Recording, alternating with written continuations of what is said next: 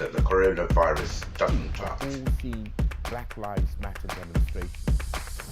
Oppression is brought out. So unfortunately, because I just feel like we're going down this road, we've been down this road before. Things like we've had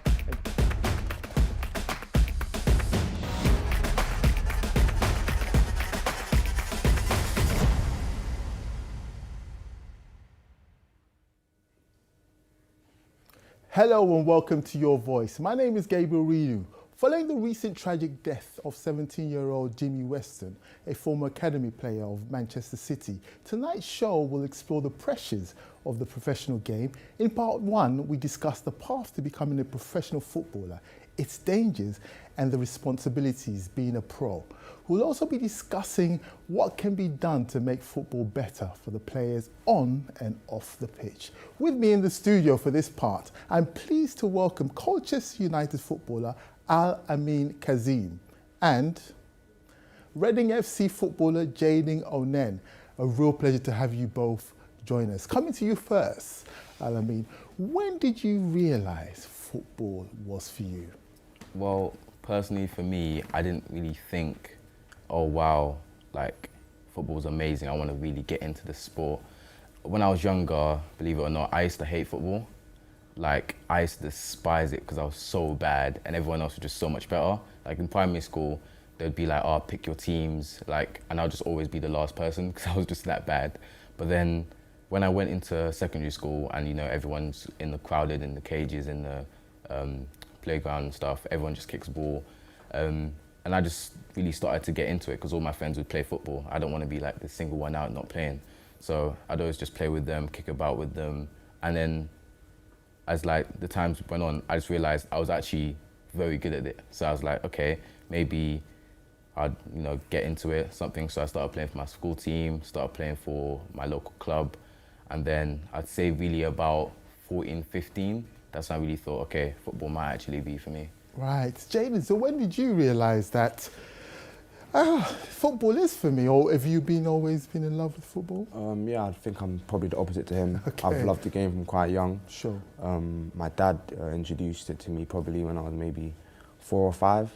Every day after school, before school, would go to the cage, have a kick about, and then just gradually fell in love with it more and more. Probably I realised in year 6 maybe, Right. year 6, year 7, that like, wow, like I can actually do something with it here. Like it's becoming more serious, not just a game anymore, or just a bit of fun in the cage. Something that I thought that I want to do for the rest of my life. Right. So I mean, so were you at any point attracted to the lifestyle of the footballers? Because you know the lifestyle that comes with football. Okay, you know you started off not liking football, then you paid a bit of attention, and then you realised, I like the lifestyle and I'm actually good at this. So did that attract you at any point? Honestly, a bit, yeah. But when I was younger, I was kind of a bit mature for my age. So I didn't really think, oh wow, the shoes, the clothing, the cars, that's amazing. What I really wanted to do, because I've seen like the struggles my parents have made when I was younger to like even get me to England, and the struggles they're maintaining to work, you know, to provide for my family, because I have a large family, Right. 7 of us. So Wow. I just really thought, all right, if there's anything I can do to really help them, make the process easier, maybe get them out of work entirely, then I would try my best to, you know. Sure. So Jayden, it's one thing to be able to play football in your local clubs, in the local places, but it's one thing to go professional, like Yeah, of yourself course, and definitely. Al-Amin. So how were you able to make that transition from being a person who played in your local club to kind of going pro? How was that transition for you? I'd probably say I think it's from after under 16s when you go into your scholarship. Right. Because under 16s you're in maybe 2 times a week, 3 times a week, game on a Saturday. But then when you go into your scholarship, it's every day, maybe like 1 day off a week. So that's when you start to realise like it's basically your job, it's your life. In 9 in the morning till sometimes 5 in the evening, also balancing your education. So I'd say, yeah, when I started my scholarship is when I realised that this is for me and this is the pathway that I'm going to go down. Right. So Al-Amin, you so Did you get any sort of support? So you started playing football professionally. Did the club provide you with any form of support within the club? Yeah, they definitely did, especially because my parents weren't really like gung-ho playing football, let's go straight for it, because my dad kind of knew, okay, football is great and all, like the end result is amazing, but it's the journey to the end result. So they knew like anything could happen. I can get a permanent injury, the club just may not release me, something like that. So my dad was really the one to really talk to the club, saying like, okay, football's amazing, but I need like a little bit of a backup. And the club, so I did my A-levels as well alongside football, and the club totally agreed, and they just helped me out through the whole process, even getting me like the books I needed, the mentoring I needed, just stuff like that. So Jayden was just talking about him starting like 9 a.m. in the morning and then finishing rather late. Is that the same experience for you? Yeah. And how were you able to juggle that with studying? It was hard. It was so hard. At first I wanted to quit. Like I couldn't. But I think the more you just get into something, the more, as Jayden said, you just end up loving it. So I just end up loving the sport. And as well with obviously education, my parents just helped me with that, you know, talking to them, talking about my struggles. My older brother and sister in university, I'm talking to them, you know, just you really need like someone personal who's gone through maybe both sides. So like obviously football, you can talk to the coaches. Education, you can talk to my older brothers and siblings who've actually gone through the educational system kind of thing. So as long as you have someone kind of like close to home to talk to, then I think it really just helps. So Jayden, did you ever at one point during some of the training and some of the process you had to go through to become professional, did you at any point think, I don't think this is for me? Did you ever think that, or did you want to quit at any point? I'd say you have good days and you have bad days. I don't think I ever got to a low point maybe where I thought this wasn't for me. Because as I said, all I've known is football really. It's just been football since a very young age. So I think I love the game too much to ever say that it's not for me. But I do say there was some very dark days where I had to have a good support network, my family, my So what are mum. those dark days like? Those dark days could be anything from you being out of the team, to not playing, to thinking a manager don't like you, to getting maybe picked on in the change rooms. The change rooms are very a unique environment, I'd say. So some good days, some bad days, but I don't think I'd ever got to the point where I'd say it isn't for me now. Yeah. Jayden just mentioned something quite important there, the changing room and the high energy.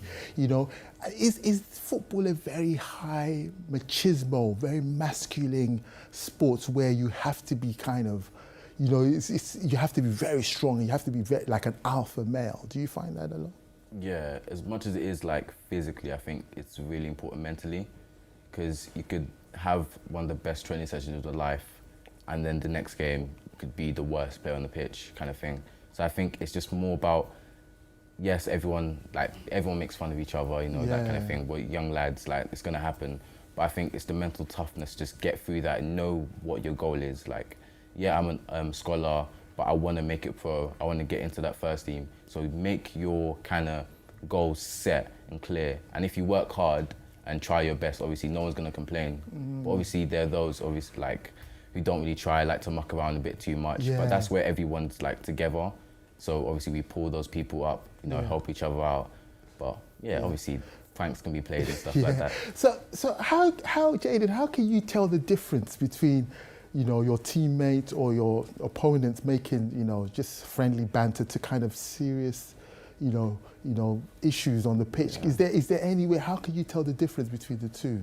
I think it's kind of hard to tell, especially when you're young. I'd say as you get older, in the change room, it doesn't really show. But definitely younger stages, I think the change room environment was very intense. For us, we're seeing it as joking, but maybe on the outside look, or maybe looking now as I'm older and remembering some of the things that was going on, I think you have to be very mentally strong to go through some of the things that you go through in the change rooms. I think that's my mic.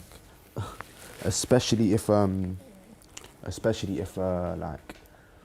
I don't know, say if I'll give an example, you have a bad game on a Saturday and then you know for the rest of that week, that's sort of your week that you're going to get picked on, you're going to get called names, or once you do the video analysis, people are going to pick you out on that. But But I think as you get older, you don't really see it much because the ones that are, I'd say, maybe banter too much, or the ones that can't take it end up falling off. And yeah, I think that's it. So how do you block yourself up? So let's say, for instance, you've had a bad game, you've come off pitch, and you know what's going to happen. Yeah. So how are you able to kind of just block that out from yourself? I think it's really concentrating on the weak areas of your game. So let's say one game, or you're crossing, your final third entries were just the worst. Maybe going to a coach, sitting down to them, watching the games, like actually making effort. Because a lot of people, anyone can say, oh yeah, I did this, this and this wrong. But it's the real mature professional people that go, okay, I did this, this and this wrong. What can I actually do to better myself in it? Because it's the thing, like being in the change room is all good and like well, but it's the people who are less in the change room outside actually grafting, actually working on their weaknesses.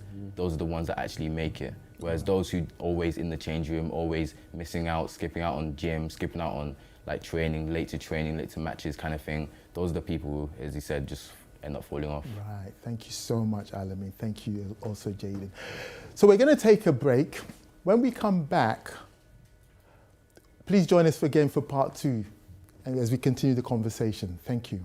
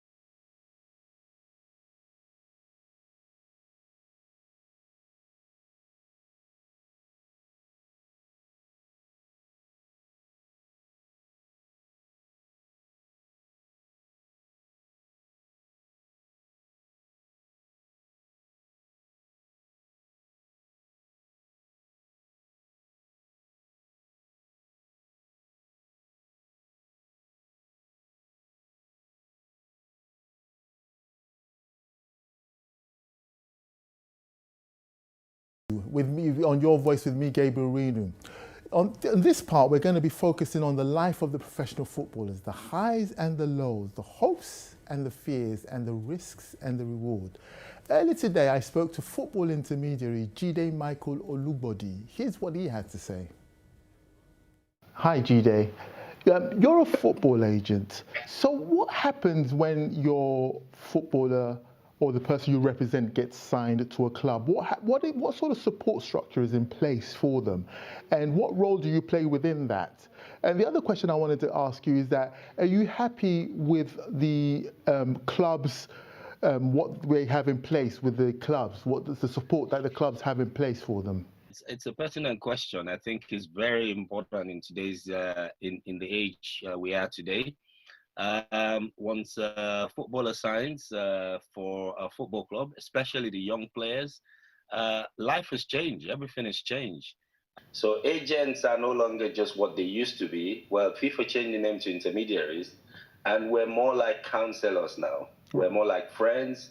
We're more like advisors as well. You know, and I think football needs to do more as well, because football is doing it.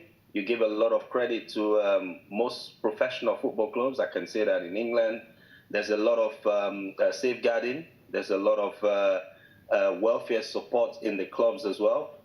But what needs to happen, I believe, to get it to the next level is actually involving the players more as well.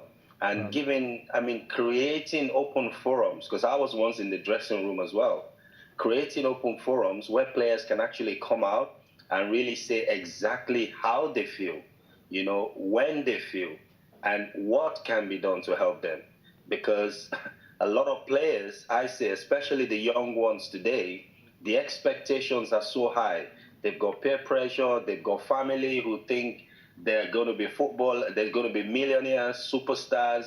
And when that expectation is not properly managed and they get into football clubs, it can be a disaster. It's really hard to pick these youngsters up nowadays because they go on a high, they get these big contracts. Once they sign the contracts, most of the support system, you know, gives way. And they're on their own. They have to be strong for themselves, strong for whatever, their families. And what happens is, because there's not enough, what happens is they come crashing down, and some cases, unfortunately, ends in disaster. As a football agent, what role do you play within that support network? There are two things. And for football agents, there are two ways. Some players are happy just for you to negotiate the contract and walk away. Right. Because you have a lot of parental influence nowadays. You have a lot of family influence.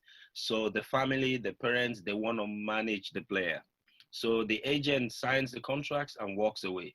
In that case, the agent is not fully involved in that. But where you have an agent who's an intermediary and provides additional support for the player, then you stay and become part of the family as well. So what you do is try as much as possible, communicate with your players. I try to touch base with them daily as well, because I've been there where it can be lonely. You come out of training, you've had a bad session, the coach is screamed on you, your players and everybody, and there's nobody to fall to. And then people start developing, you know, they'll change personalities. So for me as an agent, it's the day-to-day connection. That phone call, even if it's 2 minutes. So if it doesn't come, you know something is wrong. There's a lot going on in football nowadays that some intermediaries are chasing the next deal, you know, they're chasing the next sponsorship contracts. But I think for me, it's important to have that bond with the player. Years ago, the money came towards the middle and the end of the career. Nowadays, once the young player gets the contract, the money comes in. And once that happens, the kind of responsibility that's thrown to such young players are just too huge. So when he goes away, it's a problem. So I believe the football authorities, the clubs as well, we need to do more, you know, to manage the players' expectations, which is the most important thing. Because if it's not properly managed, if there are not enough structures, building blocks in there, then it's really a disaster waiting to happen. Okay, thank you so much for your time. Thank you, Jide. Here for this part of the program, I still have with me Reading FC footballer Jaden Onen, and I'm pleased to welcome CEO of Optimus, Segun Jegede, to the show. Segun, when a player is signed, what happens? What is the role of the agent once he's signed? Do you just hands off, or what's the next? What sort of role do you play within that? Well, first of all, thanks for having me on the show. A good agent shouldn't just hands off. You have to liaise with the player on a regular basis. You have to keep supporting them, letting them know that this is just the start. And as a footballer, you're only as good as your last game. If you're top of the notch today, if you're not performing tomorrow, you may get dropped. Every little detail of what you do off the pitch, on the pitch, actually matters. And then when players get injured, there's the effect of, you know, of them being dropped, on the game. So from time to time, managers change, players lose form. There's so many things. They might be having issues within their support bubble, which is their family members sometimes, because there's a lot of expectation, especially within the ethnic minorities. It's all about money. When you think about only money, then it affects the player psychologically, mentally, and it affects their well-being. Right. So education is key as well. You have to keep educating the player on a day-to-day basis.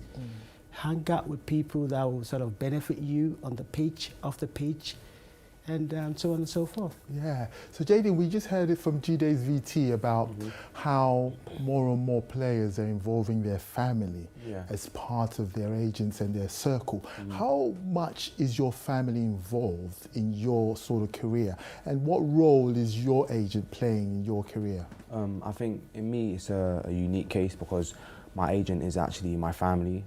We're related. Right. My dad and his mum are siblings, so that's my first cousin. So I'd say more so my mum and dad, they don't know much about football, even though my dad loves football. He's the one that showed me about football first. He doesn't know the side that my cousin does, my agent. The deals, what goes on in the change rooms, because he was an ex-footballer as well. So he's been there, he's seen it, he's done it, he's made the mistakes, he's done the good things, done the right things, and I'd say it's very important to have someone around you that knows what's going on, that knows that there's going to be dark times, there's going to be good times, there's going to be highs, there's going to be lows.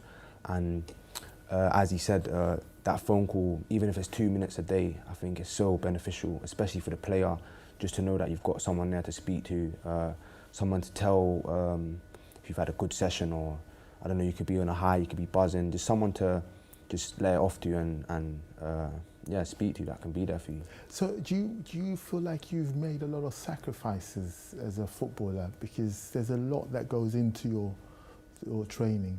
Yeah, definitely. I think I couldn't do much of the same things that my school friends were doing at the time, because on the weekends I've got a game, so they might be going to a party, or they might be all meeting up at one friend's house, but I can't do that because I've got to wake up early the next morning.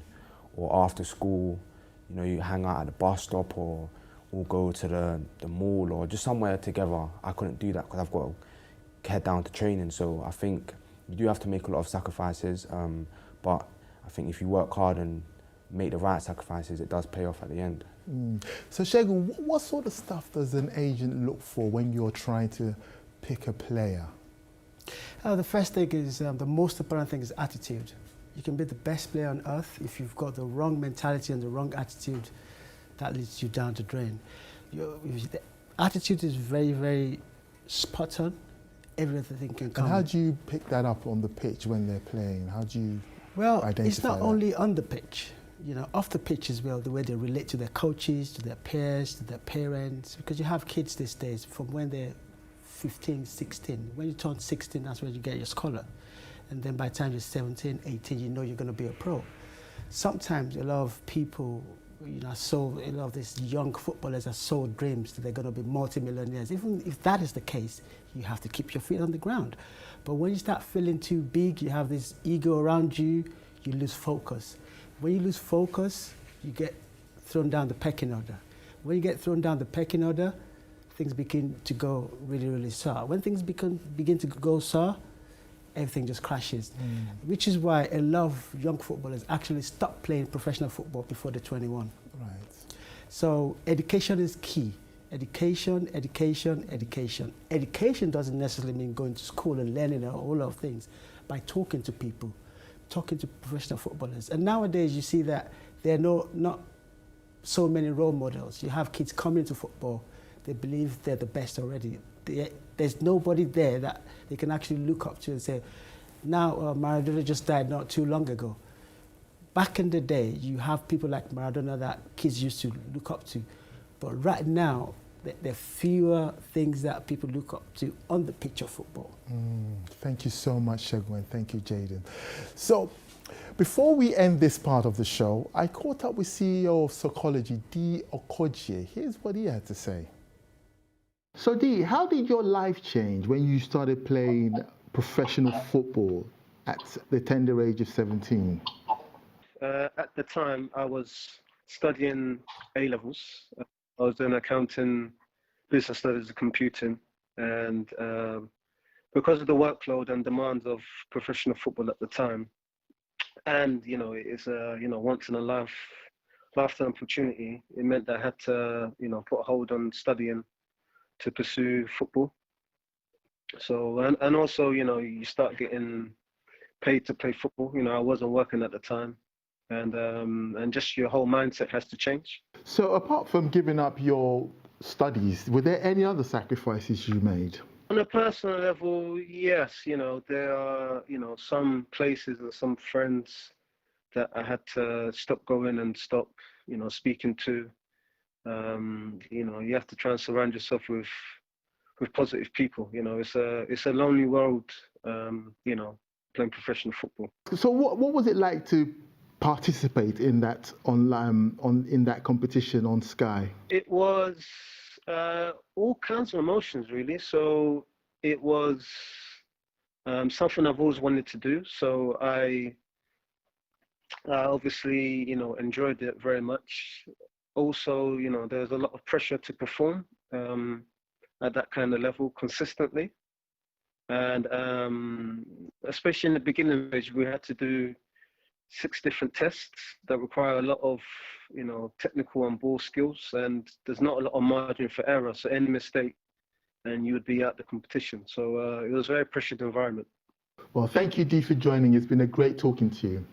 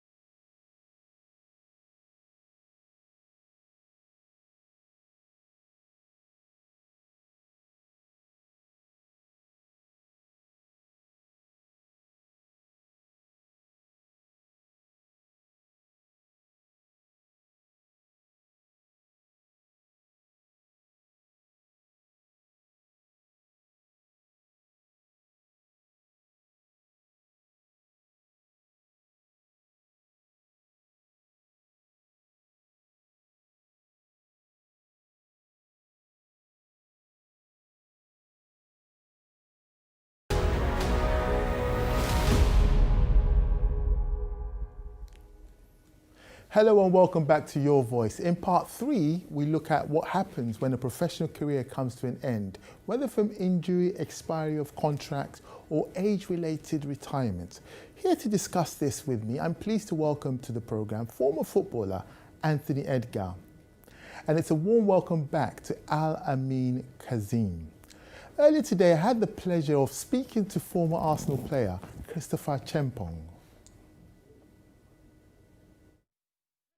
Fledgling career as a professional footballer, and you decided to give it all up. Was that deliberate, or did something actually, was there a catalyst to your decision? Yeah, great question. For me, there are a number of factors. You know, I think, so I got injured. So I was playing for Arsenal for 4 years, and unfortunately got injured. It was and then it was a time where I had to kind of reflect on where I was going, what really would I be the same player again? You know, so post injury, I was out for about, say, 9 months to a year, and then I thought, you know, if this actually happened in, you know, a few years or so, and I hadn't kind of broken into, you know, the professional team, etc., you know, where would I be? And so, you know, I felt that I needed some form of a backup, and I don't really think, you know, say the football industry, I think there's a long way we need to go in terms of that whole academic and education piece. You look at the likes of rugby, etc., basketball in the States, you know, you have to have, you know, you have to be academically quite sound, and and they go hand in hand with your sport endeavors. So for me, I had to put things in perspective and ensure that I had some form of a backup. And then, yeah, made the switch into technology. So I work for IBM now as a client manager. Right. So a lot of people tend to look at the glorious side of football, but what are the sort of pressures that you tend to get, you know, on yourself as a player, on your physical ability, on your mental capability? Yeah, great question. Again, I think this has been kind of like more prevalent in today's society, and you know, we've seen it on the news, etc., and the mental health campaigns that's been going on, and I'm all for it, because I think it's something that's probably been a bit of a taboo in the football kind of world previously. And if you kind of talk about mental health, or you know, the pressures that you're facing, it's like, you know, you're referred to as a snowflake or ungrateful for the life that you have, etc., because, you know, obviously the football life is so glamorous, right? And so, yeah, I think that transition is slowly happening, and there's been more focus on it. You know, unfortunately, I think you know, there was a young footballer who unfortunately got released at Manchester City, and ultimately the pressures, etc.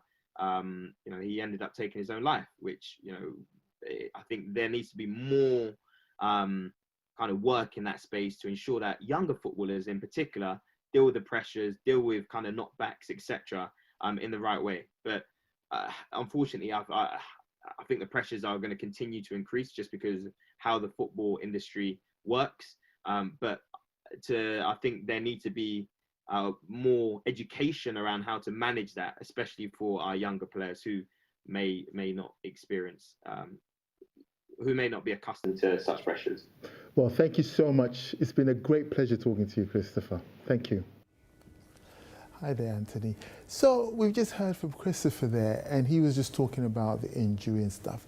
When you embarked on your career, because you were once a footballer who was professional, did you ever, at any point, you know, plan for a time where you ever get injured? I don't think that's something you can actually plan, but you never actually expect it. So it was just a moment where it just happened, and then that's when you have to kind of make decisions on, okay, how am I going to get through this injury? Right. What route am I going to go? I'm going to, be annoyed with myself, be annoyed with someone else, or am I going to pick myself up and try and keep going? So would you say that's what happened to you? Did you get injured? Or? Yeah, so that's what happened. So, I mean, I got injured. I hurt my knee, which I had to have surgery for. I was out for some time, but, you know, for me, I chose that period to be like a positive. Like for me, like in adversity, like I always try and find positives through it, because at the end of the day, it's not going to last forever. I was positive and I was confident that I was going to come back and play and be stronger than I was before. So yeah, in saying that, it was just it was okay. It wasn't as bad. Right. So Yeah. how were you able to deal with that? Do you feel like you were going to come back quite quickly, or? Well, yeah. I mean, I kind of took pressure off myself by, you know, spending more time with my family and thinking about and doing other things to keep me occupied. Because I mean, rehab is like, I'm sure like, players that have been injured, rehab is stressful. I'm not gonna lie, and sometimes you feel lonely because you're in a lonely place. You know, your team's out training, and you're inside in a gym with the trainer by yourself. Right. So I mean, it can be a lonely place. But again, I use that period to kind of find myself without football, from football, Right. because personally for me, I made a decision. I'm more than a footballer. So at that moment, it was like, okay, how am I going to find who I am without the title of footballer? Right. And I felt I used that time to kind of find who I was, my identity, stuff like that. And yeah, so I took the positives at the adversity. Yeah. So Al-Amin, how does it feel when, you know, you don't get picked for games, you know, and you're in your tip-top shape and you're supposed to go out and you don't get? How does that feel? I think it feels horrible. Honestly, it's hard to put into words because obviously for different people it might feel like differently, but for me, I hate it. I hate it because you train for a week, your hardest, you may be the best trainer, maybe one of the best trainers, and then you don't get picked, and you're thinking, well, what's the point of me training so hard? What's the point of me trying my best, kind of thing? But I think that's where, again, the best professionals come out and shine, because yeah, maybe, oh, you didn't get picked for this game, but the next game you may do. And if you keep reflecting on, oh, I didn't get picked, the manager doesn't like me, stuff like that, then it's just going to affect the time when you actually do come and play. So I think the best thing for young pros or pros alike is probably just get through it. I didn't get picked. Time to train harder. Again, trying to train harder than you trained last week. Just keep trying to better yourself. So how do you deal with that? Because like you said, you've trained all week, you're in tip-top shape, and then you don't get picked. And in that, because how do you know whether it's got to do with your play? And how do you deal with that? I think it's not something you can kind of figure out yourself, because a lot of times you could maybe, like if the manager's like approachable, you could go to the manager, okay, I trained really hard this week, maybe why wasn't I picked? Might give you a good reason. Maybe some aren't maybe as approachable. So I think that's where you may need to look at yourself, seeing, okay, what has the person who's been picked ahead of me done better than I did? And then put that into your game. Because then if you can do that, then you just end up being picked every single match, being better than the person. Right. So have you felt that racism has played any key in your career at any point? Or the race card has played anything? Personally, for me, no, but it has happened to a close friend of mine. He unfortunately did get released, but when we were playing one of the matches against, obviously I'm not going to name a club, but he was beating this player. He was playing absolutely brilliant for the first half, and towards the end of the first half, as we were walking off, the person that he was attacking against obviously said some not nice words obviously to him, which kind of affected him towards the end of the match. But I think he was very strong, as in he didn't just like keep it to himself, just mope around being like, what the heck is this? And they let it affect his character. He did the right thing, obviously told the coaches, which then told their management, and the player was obviously dealt with. So I think it may not happen to a lot of people, but it does happen to some, and those people should try their best to speak up, because if they don't, then it's just going to be swept underneath the rug and everything will just continue, and that player will just keep doing it. Sure. So Anthony, you mentioned earlier that you wanted to become, during your injury, you wanted to just become more than a footballer. Yeah. You know, what made you, and when did you realise you just wanted more than football? And why did you think about that? Was it the injury that was the catalyst that stopped you and just made you think about the bigger picture? Yeah, because it's a thing where I knew it's not going to last forever. I'm not going to play when I'm really, really old. I can't get out on the field and play. So it was a thing where, you know, how am I going to treat this moment? And it was, you know, I have to kind of figure out how to, you know, again, be more than a footballer, just that title, because everyone I met and everyone I knew around me is just, yeah, Ant the footballer, Ant the footballer. And every conversation I had was just about football. But for me, I felt, you know, there's more to me than that. You know, I can speak about life, and I could speak about the back end of football, like the politics, the things that go unnoticed and that people that don't see. Do you get? Like, they just see you on TV or come to a match with loads of fans and cheer and be like, yeah, this is great, but there's so much other things that go on. Right. So yeah. Yeah, thank you so much, Anthony, and thank you, Alamin. So that's the end of part 3. Join us after the break when we'll be wrapping up the discussion on this edition of Your Voice, right here on Yanga TV. Don't go anywhere.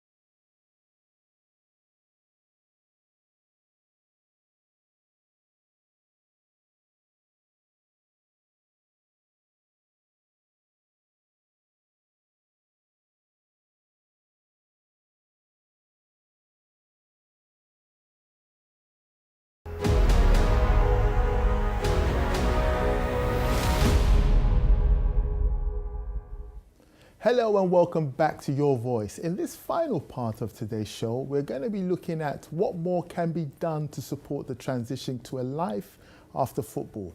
What are the responsibilities of the Football Association, the clubs, the agents, and of course, the players themselves? I still have with me on the panel Anthony Edgar and Segun Jegede. So before we get into the main discussion with my live panelists, I want to start by sharing the conversation I had with Director of Diamond Sports, Chem Sega. Chem, how important is it to manage some of the footballers you bring over from Africa in terms of managing their expectations? For instance, if they experience an injury, for instance, how do you kind of manage that? And do you feel a sense of responsibility if they're not playing active football like they should be? I mean, luckily enough, we haven't had a serious injury to any of our players, but obviously sometimes they get minor knocks or they get a little injury that they're out for a couple of weeks. So it's very important for us to obviously mentor them, just to let them know, you know, stuff like this happens in football. You just have to be strong, listen to your physios, listen to your coaches. And, you know, once the time is right and when you are fully ready, the team will bring you back in. And, you know, it's a big responsibility for us, especially when you're working with younger players, to mentor them and to let them know that mentally they have to be ready for any sort of troubles that they get into like this. If they're not being picked for 1 week and they're being picked the second week, they need to be ready, you know, not take anything personally if they're not getting picked for a couple of weeks, for example. Because, you know, sometimes you got a squad of over 20 players and only 11 can play. So we're trying as much as we can as a company just to push them a little bit more and talk to them on a daily basis, just to give them a bit more, pressure. Well, let's not say pressure, but just to motivate them a little bit more, so they can work harder on the pitch and on training. I mean, it's very important. Obviously, within the couple of years that we've been in the business, we are obviously learning as a company as well. And one of the main things that we do is when we bring an African player into Europe for the first time, we make sure that we are with them for a couple of weeks so they can settle down, just so they can see a familiar face around the club. And so we just want them to settle down, let them know what they need to do, what they can't do. And, you know, after we travel and leave them alone in the country, wherever they travel, we try to speak to them on a daily basis, you know, just to make sure they're relaxed. Because obviously, sometimes, I mean, I had situations where players are coming from 30 degrees to minus 10 degrees in Scandinavia. And these sort of cultural differences are very difficult. So we just try to monitor them on a daily basis just to see if they're doing good. We stay quite close with the coaches, so the coaches are giving the right talks to the players as well, just to motivate them as well. So, you know, it's normally between 1 month to 3 months where I'll say an African player is fully adapted into his new culture once they move. Thank you so much, Chem. It's been great talking to you. Hi there, Anthony. So we just heard from Chem there, who was talking about the support that he provides. You know, some of the players that he signs to the European League and some of the UK stars. And a thing that struck me is because he gets a lot of footballers from Africa to come to these European football leagues and he kind of supports them. But there is, what I hear getting repeated regularly is that level of loneliness. Now, loneliness varies from person to person or from footballer to footballer. In your case, I remember you saying you felt lonely whilst you were recovering from your injury. So, you know, football is a team sport, but it is quite lonely. Can you elaborate on that level of loneliness? Yeah, like as you said, football is a team sport. But at the end of the day, no one's going to get you that contract that you want or push you to the next level that you want, in terms of no one can physically do it for you. So in that sense, it is lonely. You have to come up with your own ideas as well as being a construct of a team. So yeah, again, it's crazy because it can be lonely, but again, you're in the team. So right. Yeah. Yeah. So Segun, is there anything that you would like to see improve in football as a whole? What more things can be done to support the footballers? Like, you know, Anthony just said it is lonely and you're on your own. What sort of stuff can be done?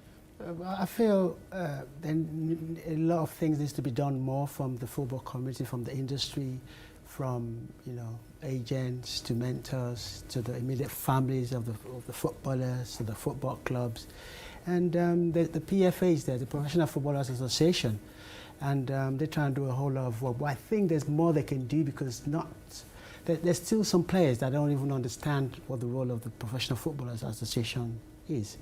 It's like a union where you can go to them, they can represent you, they can give you advice. If you have mental health issues, if you have injuries, you know, about, you know, how you can keep your money, how you can invest. So education for me, like I've said earlier, is the most important thing. And education comes from speaking with people and learning and asking questions. But unfortunately, you have a lot of footballers that sometimes they don't speak enough, not because they're scared or because they're timid, it's just because they don't know who to turn to. And like he rightly said, it can be lonely because your agent can only do so much, they can only negotiate, they can teach you, they can do a whole lot of things for you. Your parent can support you, you can have the club support, but you still have to go out there and do it. So, which is where the selfishness can come in sometimes. You have to be selfish. When I say selfish about yourself, what you need to look after your body, what time you sleep, what you eat, you know, what the kind of positive energy you bring into yourself or negative energy. everything really matters. The finest details of a professional footballer's career can, if you take anything for granted, and you take any little thing, not serious, it can just backfire. So the support has to come from the whole community. But unfortunately, you have the club, they protect the interest. They want the best from you, so you have to keep going. You have to hit the ground running. You go from one training session to the match. You've got other people in the team that want to make the team. So I believe, where the core of the support needs to come more is from the club, actually. Right. Yeah. Do you, Anthony, do you think sometimes do you feel like footballers are adequately prepared for life after football? No. And I think that comes from the support network, and hence why I said before about being more than a footballer, because it doesn't last forever. So again, you need to find ways to kind of adjust, because footballers finish, let's say 32, 33, you come to the end of your career, and that's when people actually start their career. So there's that big adjustment there, and I feel what football does is, like, no pun intended, but you're literally in a bubble, and you just think this is going to last forever, I'm going to be a footballer forever, and nothing else matters. And then you wake up one day where you're old and your legs can't really do what you wanted them to do before, and then it's like, wow, there's that spiritual awakening. What am I doing now? I can't physically do this, so what am I going to do now? And I think that's when the loneliness heightens, and the depression heightens, and the stressful nature heightens, because all you think to yourself is, I'm a footballer, and that's it. So I think it's really important before you get to the later stages of your career to really think, okay, what can I do to kind of really impact people in what I do? Because in my opinion, like, our greatest purpose is to serve. So it's like, what can you do with your talent to serve others? And I feel like that after your career, that will give you the gratification going forward. Right. So do you feel like more and more footballers are awakening to this, some of the things that Anthony, or is there still a gap that needs to kind of, education needs to fill in educating them that this is not going to last forever, you have to do more, or you have to have a contingency in place? Well, it's a yes and no answer. It's 50-50, because no matter what is put out there, or no matter what your support network says to you, you still have to physically listen and carry it out. And unfortunately, this day and age, there's a system that brings in the money and the system that takes it out. When you give it a contract as a 16-year-old, you're still a scholar. By the time you turn 17 or 18, you have an idea you're going to get a professional contract. Unfortunately, it gets into the heads of some footballers. So no matter what you say or no matter what you do, they have to be willing. The willingness has to come from within. And the support network has to keep, forging ahead, keep pressing. This is what I always say. If if a footballer can take an average of 6 to 8 things you tell them from 10, they should be okay, more than okay. But unfortunately, sometimes they only take 1 or 2. And you have so many people telling them different things. They've got peers, they've got family members, they've got agents and other agents, and you've got this club that wants them, that club. So everything just comes in. And you often hear a lot of footballers, even the established ones, telling you they're confused. So it now comes to, what do you pick? What do you choose from? What do you want to be when you finish your football? And I've spoken to a whole lot of footballers that have said they don't even know. And I know footballers that I work with that they've actually finished their careers, and they actually tell me the kind of mistake they've made. Some of these things, if you hear them, you'll be like, wow, how can this be possible? So when it comes to the discussion about education, what are the clubs teaching these footballers? What are the agents teaching them? What's the family doing? And what's the individual doing for themselves?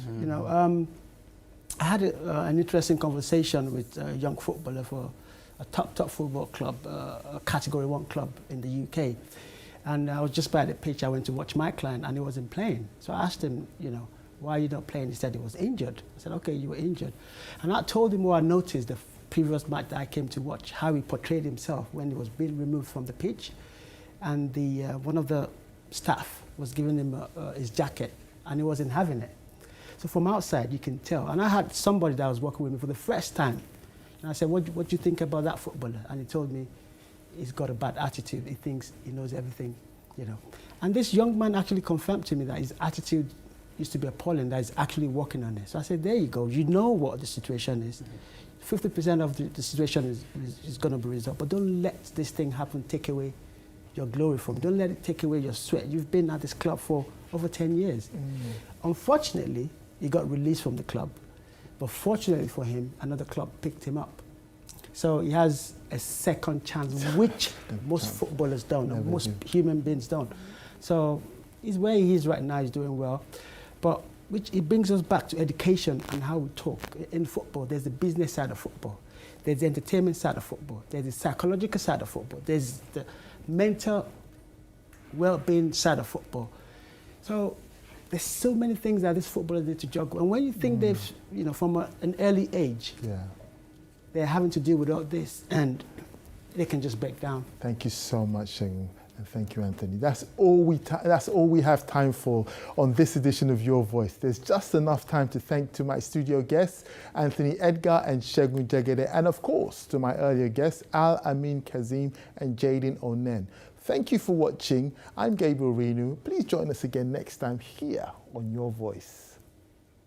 It seems extraordinary that there's nothing that the coronavirus doesn't touch. All seen Black Lives Matter demonstrations. Oppression is brought out. It's unfortunate because I just feel like we're going down this road. We've been down this road before. We've had